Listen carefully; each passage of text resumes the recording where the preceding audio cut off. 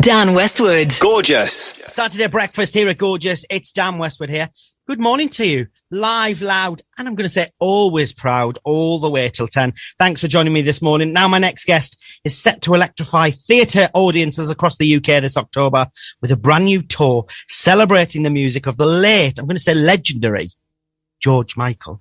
Here to tell me all about it, it's my favourite Geordie, X Factor winner, musical theatre star, and #1 best-selling artist. Mr. Joe McElderry is here. Hello, how are you?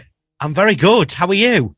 I'm good. I'm very well. In the midst of rehearsals and all George Michael songs and lyrics, but it's all going well, and we're ready, I think. We've both got a coffee go, and we're going to have a little chin wag about lots of lovely stuff, including this amazing show that you've got going. I know I've previously met you and we were talking about it then, you know, and you've been on Gorgeous before talking about this, but now we're going to go into the in-depths of it and how it all started and where you're going to be at, where people listening at home, where we can get tickets, where we can see you.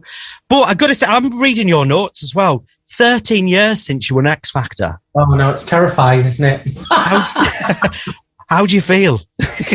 You know, it's crazy because I feel like the pandemic was like a break cut-off point for everyone in terms of like, it's like pre and post pandemic feels like a different, I feel like we all feel like different versions of ourselves. And so for me, like it was the first time I'd stopped in 10 years. So I was allowed to kind of reflect on a lot of things that I've done. And it was kind of the first time I've gone, wow, that's all happened. And then like coming out of it, you know, you feel a little bit refreshed in the sense of that, you know, like I'm just getting used to being back in them kind of full on schedules again. And the industry's like almost back to normal now. So it feels like you're back on that kind of treadmill of bouncing from one thing to the next. But I can't believe it's 13 years. It doesn't feel like that. It's flown by. It does seem like maybe 2 or 3 at the most, you know, me thinking about it. And even just, you know, yourself, Cheryl, watching it myself as a viewer, you know, all these memories coming back, and especially when the show's not actually on air anymore, you know what I mean? So it is that whole, I'm sure you've got really lovely memories, good and bad, which is like any experience as well. But, and also as well, I think you've probably learned everything you could on being a part of that show. It's the biggest show on the box at the time, you know? You do, yeah. And it's a great lesson for the industry, I suppose. And, you know, I was talking to somebody the other day saying that the industry's even changed in the last 3-4 years. So it's a completely different time now. And obviously social media is at the forefront of everything now, whereas it wasn't then. So it's changed even in 5 years, never mind 13. I'm now no longer that like new person. I'm now the old person that's like, oh, all the youngsters starting out. I'm no longer that person anymore. Well, should we go with seasoned pro, Joe? Because you do work a lot and you have got a really fan base, which I love. I'm proud to be a part of. You know, I've worked with you. I see your family come with you. They're proud as punch, which obviously I'm biased because I'm from the Northeast like yourself. You know what I mean? We support our own, but your family, your biggest supporters. And I think it's probably testament to why A, you're doing so well, and B, why you haven't probably gone off the rails like a lot of, you know, people who have fame quite young. Yeah. I mean, I was quite lucky that when I first did the show, my mum actually took a career break from her job and came everywhere with us for the first, probably the first 3 years of my career, which actually was the most helpful thing because obviously I was kind of wrapped up in the whole trying to establish myself as an artist, trying to establish my position in the industry. Yeah, but also, it's hard, isn't it? Anyway, it's hard. How old were you back then, Joe? Sorry, just to jump in. I was 18. Yeah, so you're finding your feet still, aren't you? Yeah, and, you know, dealing with the whole business side of things. And she was just like I called her my personal Rottweiler. I love it. She was you had to get past Eileen first before you got to me. So, listen, I've been there. I got past her. Do you know what I love her? And for people listening, a bit of context, I will always, I adore you, but I will always remember your lovely mom and your family because she gave me a necklace as a present with surprise. Can you remember? Yeah. I've still got it and I'll have it for the rest of my life.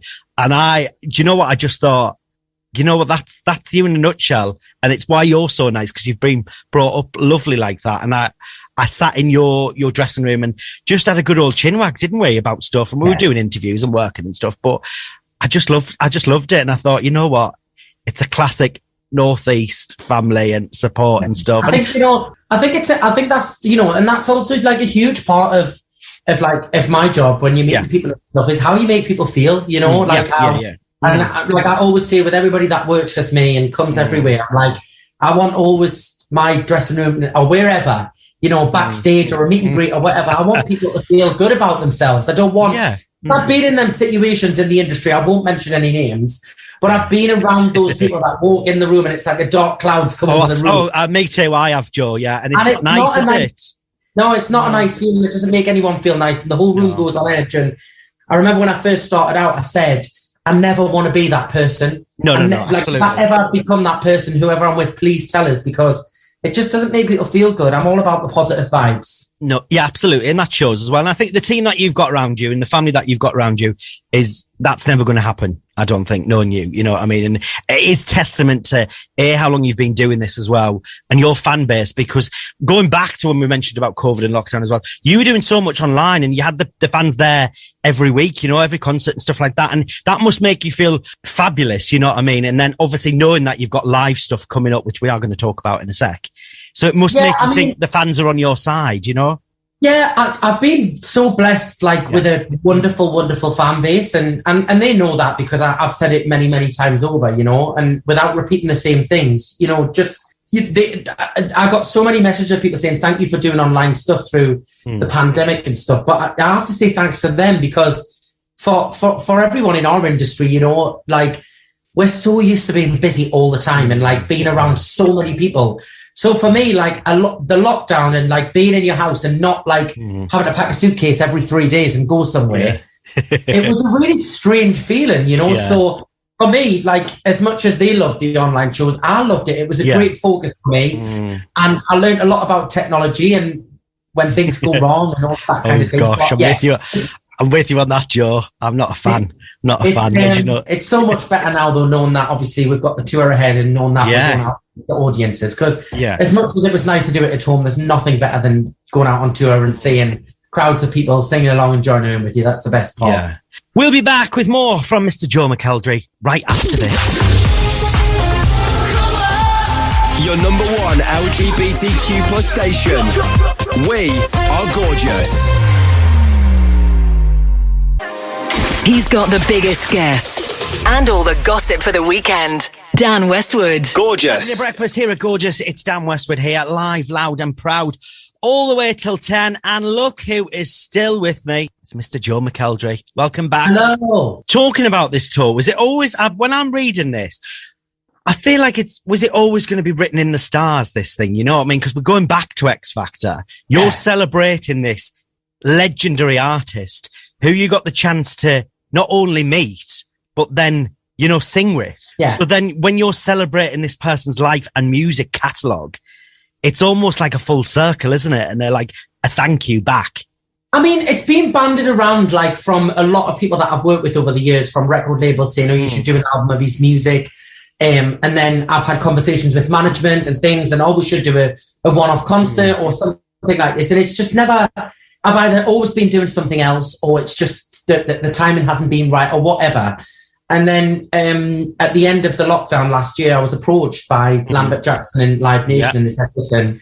We'd love it if you would do this. We've had a huge interest in the fact that we think people would really enjoy this. So, and for me, it's with the utmost respect and just wanting to celebrate the incredible music that George had released and created. Because as a singer, to be able to sing those songs, absolutely, and I wish I could have. I can write songs, but I don't think I can write them as well as that. He did have a very extraordinary talent. So, I'm very excited and I'm nervous because I don't want to. I want to do it justice and I want to make it a special thing for maybe the fans that are coming that aren't necessarily coming because they're fans of me, but are fans of his music. Yeah. I want to make it special for them and I want to do it with the utmost respect. So I'm feeling the pressure, but in a good way. And I'm feeling good. We're rehearsing now and I think it's going to be a great celebratory show. I love it. Well, listen, when we spoke about that duet back on X Factor, if that's anything to go, I'm reading here 7 million views on YouTube. So if that's anything to go, surely it's a sign of how well this is going to go. And, people like him, you, and the music and everything together, you know? Yeah, I think, and you know, like I said before, the music is just so iconic. You know, we were spoiled for choice with the songs, from like songs that have you dancing in the aisles, incredible up-tempo pop songs that are like still just as iconic now. Yeah. And you know, listening to a lot of his music, he was so ahead of his time. A lot of his songs that he released years back could be major pop hits now. He was very ahead of his time with the sounds that he used in a lot of his records. So, and then you've got those like beautiful, heartbreaking, kind of sad and emotive ballads. So we've got a real balance in the show. Was it quite hard then choosing which songs? Because you can only do so many. He's got this massive back catalogue. Your show, I'm guessing, is only a certain amount of time because you, as a singer, you can't be there for 6 hours. Do you know what I mean? Doing all these songs that the fans want.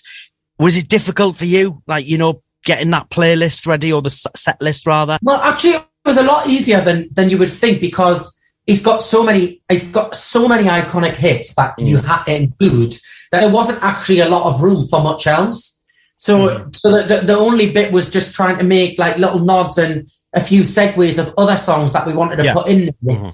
So I think we've got the right balance between like fan favourites, hits, and also, of course, we do touch a little bit on Wham. We couldn't do a George Michael show without a good old Wham medley. So we've got that in there as well. We do love that.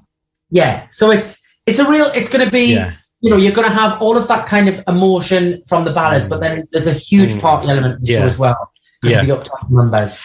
What are the fans saying? You know, obviously George's fans and then your fans. What's the reception been like when you announced this? I've had a really, that was the one thing I was nervous. Like I didn't want it to get announced. I didn't want it to get announced and then everyone be like, oh, for God's sake, why is he doing that? But it's been wonderful, you know, and I've had a lot of positive response. And I like that. Everyone seems excited to see the show. So, you know, I'm not trying, and I keep saying this, you know, I'm not trying to be him. I'm not trying to emulate him. It is me in concert celebrating his music. You know, I'm not pretending to be him. I'm not dressing up as a tribute act. Oh, yeah, of course, yeah. It's me in concert. So it's just a celebration, you know. Going back to singer then, you as a singer, do you have a favourite song? Or that you were adamant that it had to be there? Well, I do love, I love Amazing by George Michael. Yes, yeah. Love so we're definitely doing that one. And I also love, can I have three? I'm going to give you three. Right, okay. I love Father Figure. Yeah. And I also love Praying for Time. Right, okay. So something for everyone, you know. I mean, you might, even if the ones that you don't know, like as fans and fans of yours, you know, it's a right good mix, which we're going to love. 100%. Yeah, absolutely. And, you know, I'm going to, we've already started working on, like, the talking points in the show. It's very much a concert, but I am going to kind of speak a little bit on, like, what the years that songs were released and things, and a little backstory to some of the songs. So I've already been digging out the research on that and stuff because I was a little bit too young to remember it at the time. Absolutely. Me too. But my mum is the biggest George Michael fan. Right. So she is like the encyclopedia of all. I was going to say, I can imagine that. I can imagine that. I'm not to go far for the research because she knows the whole thing. And also, she's going to probably be with you every night at every show, I'm guessing, 100%. For notes afterwards. Yes. One thing I love, well, there's loads of things I love about you. Obviously, you're no stranger to stage and performing live stuff. You know, we've done Joseph and many a show like that. Also, as well, having seen you and been privileged backstage to watch you on stage, can we talk about outfits, Joe? Because this is what I'm excited for. And you are too, by the looks of it. You've seen the sparkles that I do, Listen, I've seen them. I was covered in them like weeks after Blackpool Pride. Because obviously George was known for his fashion and stuff as well. Yeah. So it's kind of like you can go to town on this, surely. Yeah, there's definitely like nods in there to it. You know, like the kind of leather jacket and the jeans era. We've got like some really cool sequined pieces of like jackets and love it. He was all about the jackets, George Michael. It was all about like either a really smart, slick kind of blazer suit look, or like them kind of leather jackets and them short bomber jackets and things like that. So I've gone for the kind of like all of, when I said to everyone, I was like, it's got to be all about the jackets. So we've got some really cool jackets. Right. Oh, I can't wait. And some very outrageous shoes as well. And I did actually get my ear pierced Just to show the commitment to the cause. Yeah, I can see it now. I was going to wear the cross, the famous faith cross on the left. And we shot like a promo thing a few months back, which I had the cross in for, and it kept falling out. It was a clip in. Okay. I was like, listen, if I'm going on tour and we're going to make this a part of the costume, I'm just going to get me earpiece so that it stays in.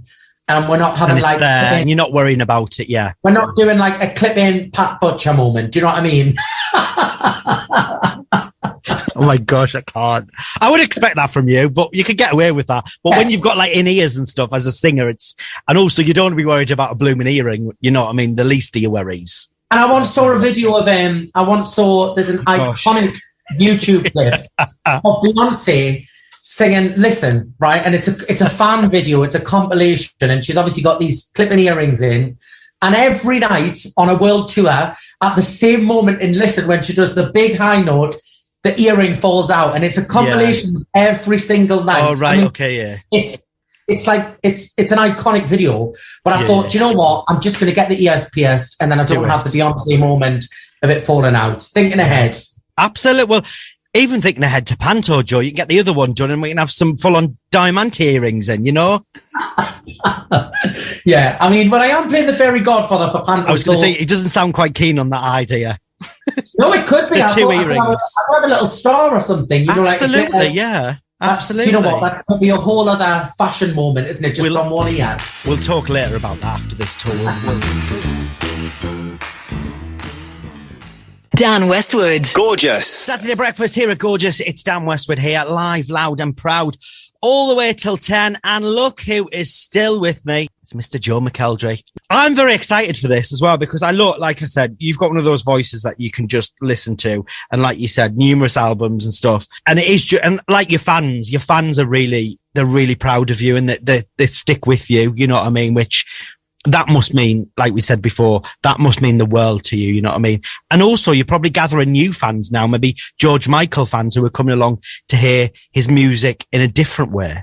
Well, I think this tour is going to be a really different tour for me. Yeah. Compared to, like, my normal shows, because, like you just said there, it's really going to kind of be a combination of George fans and people who love his music as well as my fans that have always come to me shows. So it'll be a really different audience, which is exciting as a performer, because then it's like, I suppose there's a little pressure to kind of win people round as well, and kind of, it makes it exciting again, because you feel like you're proving yourself all over again to a new audience. So it's a different feeling, this tour. It is really, it does feel very different from other shows. So lots of emotions, but excitement, I'm guessing, is probably the top thing, really. And I always get this feeling just before a tour, like an overwhelming sense. But I've gotten used to it over the years, you know, that whenever I'm about to take on a big project or something, I do always, like, in the last 3 weeks before it starts, I get this overwhelming feeling of feeling out of control. Right, okay. And I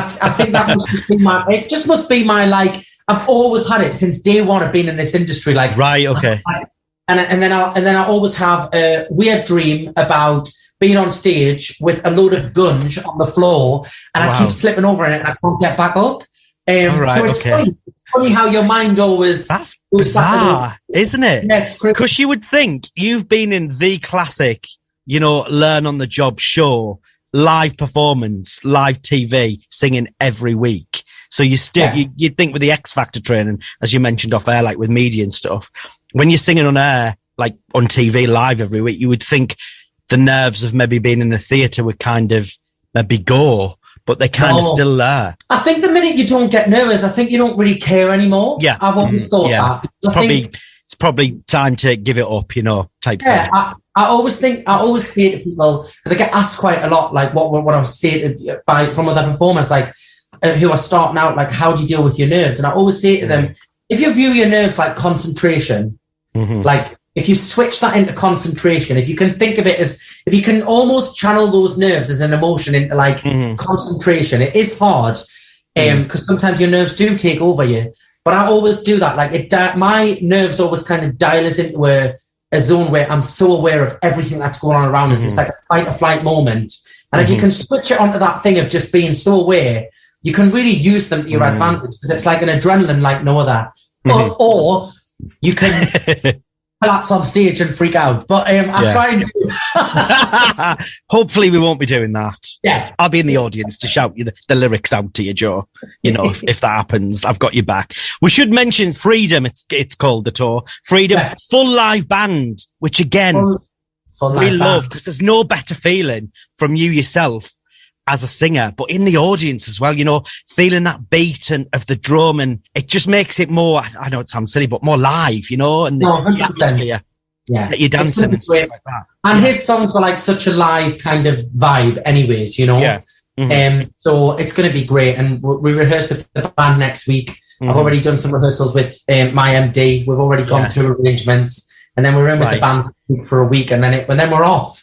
We're off. Yeah. We're off and running. I love it as well. Got to say as well, cuffandtaylor.com for your tickets. Probably the best place to go for all the information, isn't it? And stuff, Joe. You're opening in Harrogate on the 8th of October.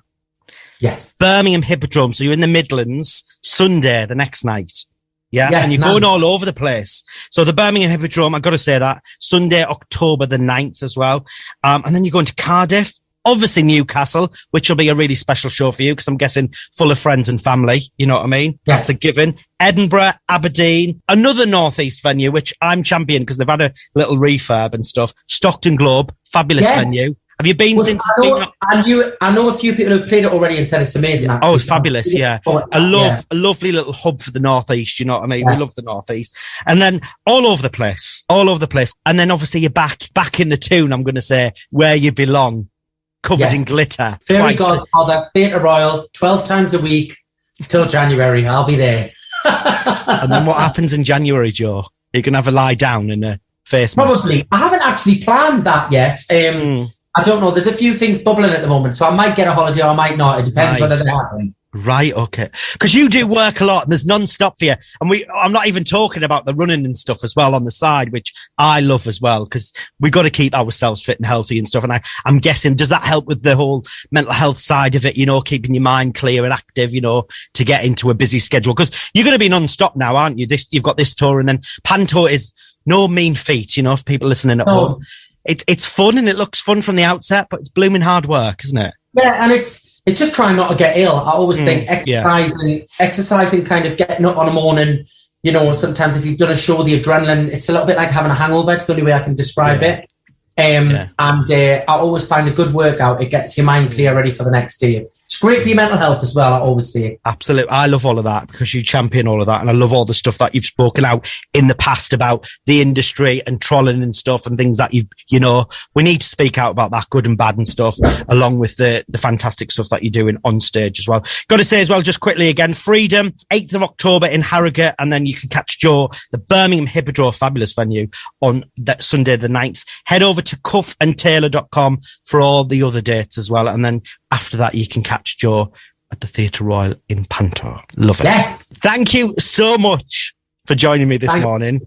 I've had the best breakfast time ever. It's always a pleasure to chat to you. We always have a giggle. And you have to come to one of the shows. I'll see you at the show. I will, yeah. I'll try. Well, I'll message you and see which one I'm at, because I'm all over as well with work. So I might rock up, you know what I mean? Maybe in head to toe George gear. We never know, just for a surprise. Yeah. Do that as well. Absolutely. We love it. Please send my love to your lovely family, who I feel like I know. You know what I mean? I know them, you know. Send them my love back in the Northeast, which we love as well. Joe, it's been a pleasure speaking to you. Thanks for joining me. Thank you. 1, 2